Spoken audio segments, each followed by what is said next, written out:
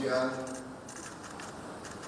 salam sejahtera kita sekalian, Shalom, Salve, Om Swastiastu, Namo Buddhaya. Salam kebajikan. Pada siang hari ini, tanggal 17 Februari 2025, baru saja saya pimpin rapat kabinet terbatas bersama Menteri-Menteri Perekonomian Kabinet Merah Putih. Kita telah membahas perkembangan ekonomi, saya diberi update, saya diberi laporan perkembangan oleh Menteri Perekonomian. Saya sangat gembira bahwa perekonomian kita terkendali, inflasi kita salah satu terendah saat ini. Perekonomian, saya sangat gembira bahwa perekonomian kita terkendali, inflasi kita salah satu terendah saat ini di dunia. Pertumbuhan kita juga diperkirakan tetap di atas rata-rata dunia. Hampir semua sektor berjalan dengan terkendali, walaupun perkembangan geopolitik dunia penuh ketidakpastian.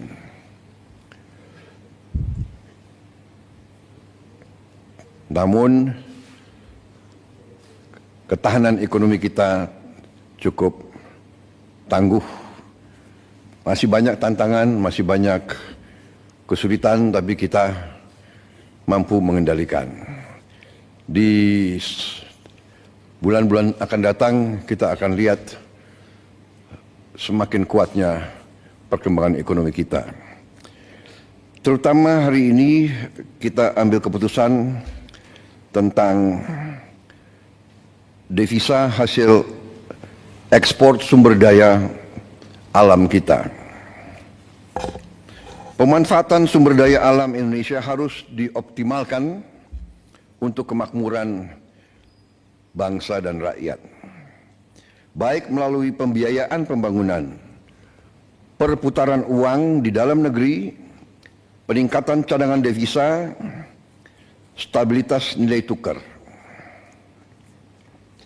Selama ini dana devisa hasil ekspor kita,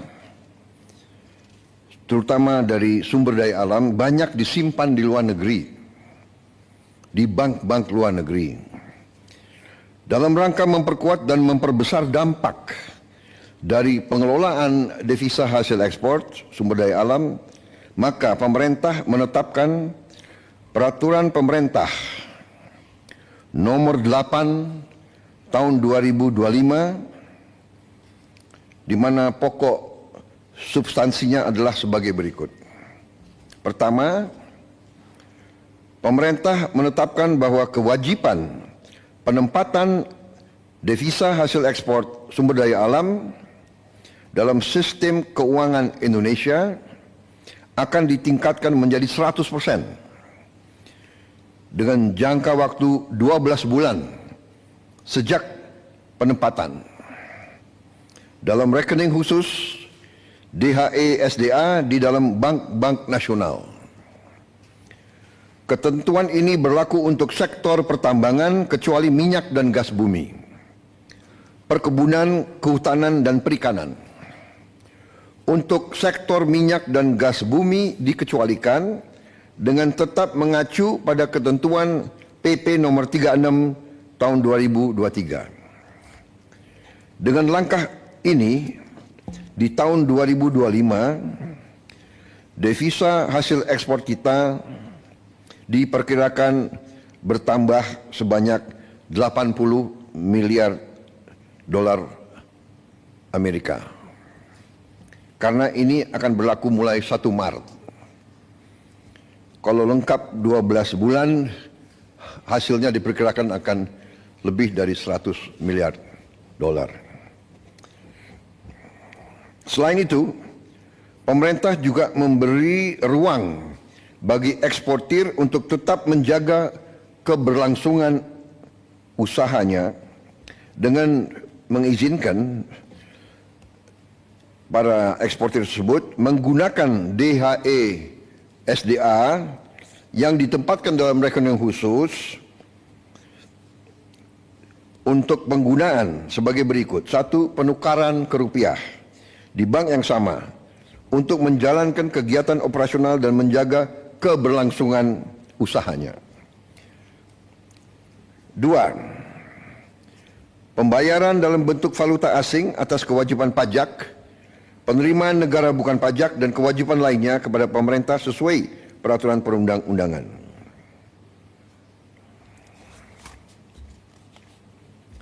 3. Pembayaran dividen dalam bentuk valuta asing. 4.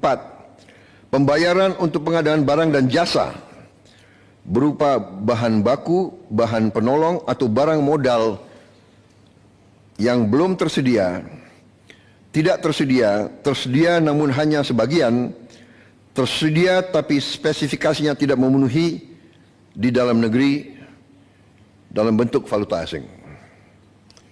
5. Pembayaran kembali atas pinjaman untuk pengadaan barang modal dalam bentuk valuta asing.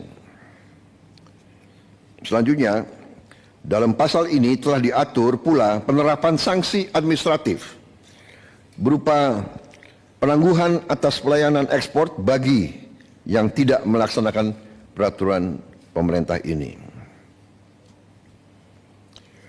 Selanjutnya, pengaturan kewajiban penempatan DHE SDA terhadap komoditas sektor pertambangan minyak dan gas bumi tetap mengacu kepada PP nomor 36 tahun 2023. Ketentuan masa berlaku ditetapkan pada tanggal 1 Maret 2025.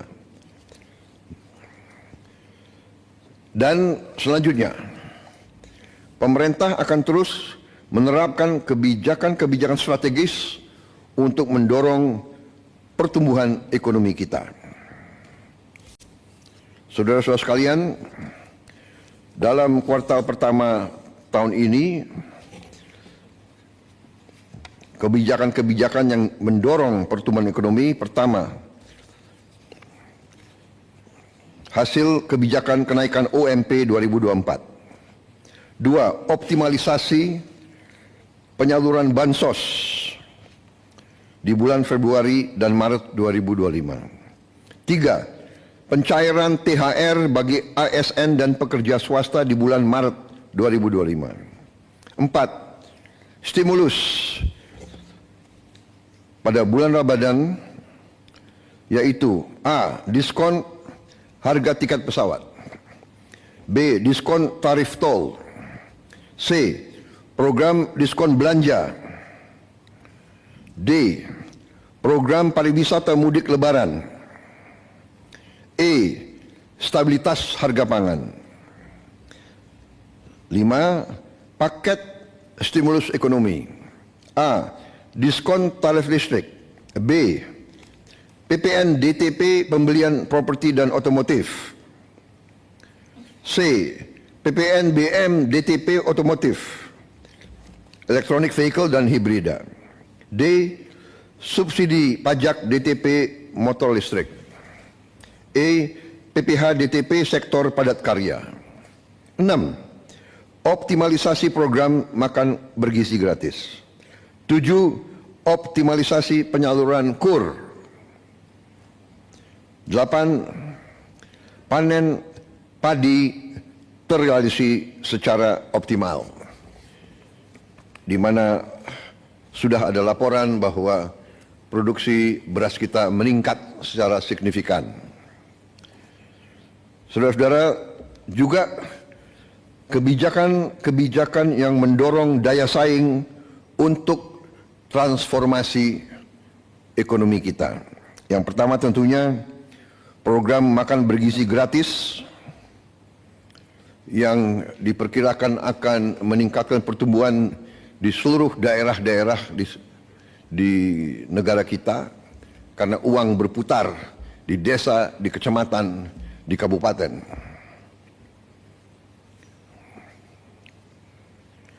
Dua, program ketahanan pangan dan energi berjalan terus. Tiga, optimalisasi pengelolaan BUMN kita melalui konsolidasi ke dalam suatu dana investasi nasional ya, yang akan kita launching tanggal 24 Februari yang akan datang, yaitu Danantara. Ya.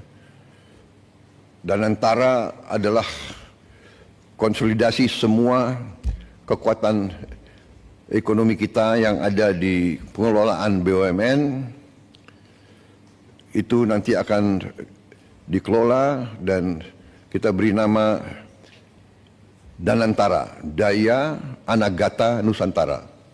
Daya artinya energi, kekuatan, Anagata masa depan, Nusantara tanah air kita. Jadi artinya Danantara ini kekuatan ekonomi, dana investasi yang merupakan energi, kekuatan masa depan Indonesia. Kekayaan negara dikelola, dihemat untuk anak dan cucu kita. 4. Kebijakan FLPP untuk melaksanakan program 3 juta rumah murah. Pengendalian inflasi. 5. Pembangunan kawasan industri dan KEK. 7. Revisi PP 5 tahun 2021 untuk kemudahan berusaha. 8. Keberlanjutan tax holiday dan tax allowance untuk menjaga iklim investasi. 9. Tadi yang sudah kita umumkan kebijakan tentang DHE SDA. 10. Kita akan bentuk bank emas. Jadi selama ini kita tidak punya bank untuk emas kita. Tidak ada di Indonesia. Jadi emas kita banyak ditambang dan mengalir ke luar negeri. Kita ingin sekarang punya bank khusus untuk emas di Indonesia. Insya Allah kita akan resmikan tanggal 26 Februari. Ini saya kira pertama kali ya di Republik kita. Kita terus akan perbaiki penghapusan buku tagih utang macet bagi UMKM. Tentunya juga ada kebijakan internasional kita, yaitu bahwa Indonesia bergabung ke BRICS. Sudah dinyatakan bahwa kita diterima di BRICS. Ya, ini sedang prosesnya, transisinya sedang berjalan. Kita juga akan menyelesaikan perjanjian SEPA, singkatan SEPA, Comprehensive Economic Partnership Agreement. Intinya adalah semacam free trade ya, free trade area, saling menurunkan tarif bagi barang-barang kedua pihak. Kemudian kita juga menjalankan terus pendaftaran kita ke OECD. Yang terakhir kita juga ingin secepatnya menyelesaikan kerjasama Indonesia kita, Indonesia, Uni Eropa, SEPA juga, Comprehensive Economic Partnership Agreement. Jadi saudara-saudara, demikian hasil daripada ratas hari ini. Padahal ini adalah pekerjaan berminggu-minggu yang dilaksanakan oleh Menko dan semua menteri, dan kita bahas sebetulnya sudah berkali-kali, tapi hari ini kita rangkumkan dan kita putuskan, dan sudah saya tanda tangan peraturan pemerintah tersebut nomor 8 tahun 2025, dan hari ini kita umumkan ke publik. Saya kira demikian, saudara-saudara. Kita bersyukur kita bisa memberi yang terbaik kepada bangsa dan rakyat. Kesulitan pasti ada, hambatan pasti ada, tantangan pasti ada, tapi dengan kerjasama yang baik di antara semua pihak, dengan niat yang tulus, dengan orientasi kita hanya kepada kepentingan bangsa dan rakyat, dan berpegang teguh kepada Undang-Undang Dasar 1945, insya Allah kita akan mencapai keberhasilan. Kita akan menjadi semakin kuat di bulan-bulan dan tahun-tahun mendatang. Terima kasih. Wassalamualaikum warahmatullahi wabarakatuh. Salam sejahtera bagi kita sekalian. Om Santi Santi Santi Om. Namo Buddhaya. Selesai. Terima kasih.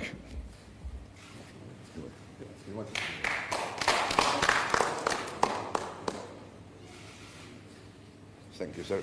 Thank you, sir.